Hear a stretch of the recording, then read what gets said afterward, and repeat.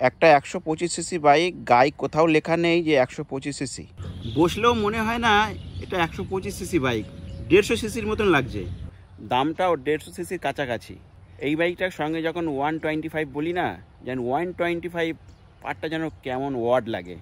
আমি খুবই এক্সাইটেড ছিলাম এই গাড়িটা নেওয়ার জন্য, কারণ হচ্ছে যে ভাব নিয়ে মার্কেটে এসছে আর এর সঙ্গে যা যা জিনিস অফার করছে, মনে হয় না এর ইঞ্জিন ক্যাপাসিটি 125 সিসি।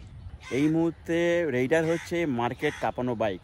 যাদের বাজেট 150 সিসিতে যায় না, 125 সিসিতে লুক পছন্দ হয় না, টান পছন্দ হয় না, তাদের জন্য best bike TVS Raider 125 CC. Specially যারা ইয়াং পিপল আছে তাদের ফার্স্ট বাইক হিসাবে রাইডার একটা খুবই লোভনীয় বাইক। তো বন্ধুরা, আজকে আমরা জানবো টিভিএস রাইডারে কী কী ফিচার্স দিয়েছে, কি কি আছে। প্রথমে হেডলাইটটা দেখাই, ভাইজারটা দুর্দান্ত করেছে। এটা হচ্ছে ডিএলআর লাইট, দারুণ লাগে যখন এটা জ্বলে। এটা লো বিম, এটা হাই বিম। উপরের দিকে লেফট রাইট দুটো ইন্ডিকেটার দিয়েছে। একটা 3D, একটা টিভিএসের লোগো, রাইডার লেখা 3Dতে দিয়েছে। খুব লুকসটা দারুণ লাগছে দেখো। এদিকে আসলে একটা লেগ গার্ড দিয়েছে, আর এখানে টিভিএস লেখা একটা লোগো। এক্সজস্টটা দারুণ দিয়েছে, এক্সজস্টের সাউন্ডটা খুব দুর্দান্ত।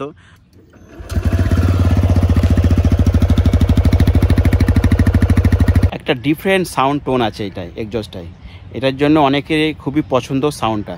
বাইকের উপরে বসলে ককপিট ভিউটা ভালো লাগে। এত বড় ট্যাঙ্কি 125 সিসি আমি দেখিনি, বেশ সুন্দর ভিউ লাগে। সেকেন্ড থিং, মিটারটা জোস্ট করেছে। এখন মিটারটা অন করলাম, এটা হচ্ছে TVS Raider 125 CC smart connect. দেখো স্মার্ট কানেক্ট এই লেখা আছে, এই যে মিটারটা জোস্ট করেছে। মিটারের ব্লুটুথ কানেক্টিভিটি দিয়েছে। মোবাইলের সঙ্গে কানেক্ট করলে এখানে মেসেজ শো করবে, ফোন আসলে ফোন নাম্বার এবং নাম সেভ করাতে হলে সেটাও শো করবে মিটারে। আমরা যদি কোথাও ঘুরতে যাই, সেক্ষেত্রে জায়গাটা না চিনলে আমরা রাস্তা চেনার জন্য আমরা গুগল ম্যাপ ইউজ করি মোবাইল রাখলে অনেক সময় বৃষ্টিতে ভিজে যায়, মোবাইল ঢুকাতে হয়, সেই সময় রাইড করতে পারি না। এখন আর মোবাইলের প্রয়োজন নেই, ব্লুটুথ দিয়ে মোবাইল কানেক্ট করে জিপিএস সেট করলে এখানেই শো করবে গুগল ম্যাপ। এখানে মেনু বাটন দিয়েছে, এর কাজ হচ্ছে টিপ 1, টিপ বি, এটা প্রেস করলে চেঞ্জ হবে। আর এটা হচ্ছে ওডোমিটার, এখানে অ্যাভারেজ স্পিড শো করবে, এখানে কি কত স্পিডে চলছে সেটা শো করবে। এখানে কত নম্বর গিয়ারে আছে সেটাও শো করবে এখানে। এটা ইকো মুডে আছে। এখন পাওয়ার মুডে যদি দিই, এখন দেখো মিটারে স্ক্রিনটাই টোটালটাই চেঞ্জ হয়ে যাবে। দেখো এই দিলাম পাওয়ার মুডে, টোটালটা চেঞ্জ, জোস্ট করেছে মিটারটা। বাঁদিকে দিয়েছে হর্ন সুইচ, এটা লেফট রাইটের জন্য ইন্ডিকেটার। আর এটা যে সিলেক্ট সুইচ দিয়েছে, আর এটা লো বিম হাই বিমের জন্য। আর এটা হচ্ছে পাসিং সুইচ।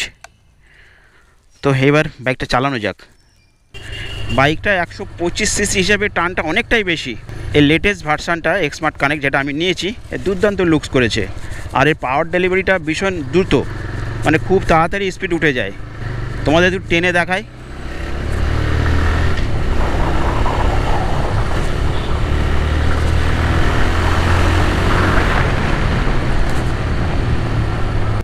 মুহূর্তের মধ্যে 50-60 কিলোমিটার স্পিড তোলার কাছে কোনো ব্যাপারই না, এতটা পাওয়ার দিয়েছে। তবে একটা জিনিস আমি লক্ষ্য করলাম, ভাইব্রেশন একটু আছে, মানে 50-60-এর উপরে গেলে একটু ভাইব্রেশন লাগছে আমার। অনেকে বলছে না 125 সিসিতে এরকম ভাইব্রেশন থাকে, বাট আমি 150 সিসির উপরে স্পেস বাইকগুলো বেশিরভাগ চালাই, আমার কাছে ভাইব্রেশনটা একটু বেশি লাগছে। আর অনেকের কাছে টায়ারটা দিয়ে কমপ্লিট আছে, টায়ারটা একটু মোটা হলে ভালো হতো। সামনে দিয়েছে 80/100 আর পিছনে দিয়েছে 90/100। পিছনের টায়ারটা একটু মোটা হলে দেখতে আরও জবরদস্ত লুকস লাগতো। আর ব্রেকটা নিয়ে অনেকের কমপ্লেন ছিল টিভিএসের, কিন্তু এটার ক্ষেত্রে ব্রেকটা অনেকটাই ভালোই করেছে। এটা বলছে সিবিএস ব্রেকিং সিস্টেম, তার মানে হচ্ছে যে কোনো একটা ব্রেক প্রেস করলে দুটো ব্রেক একসাথে কাজ করে।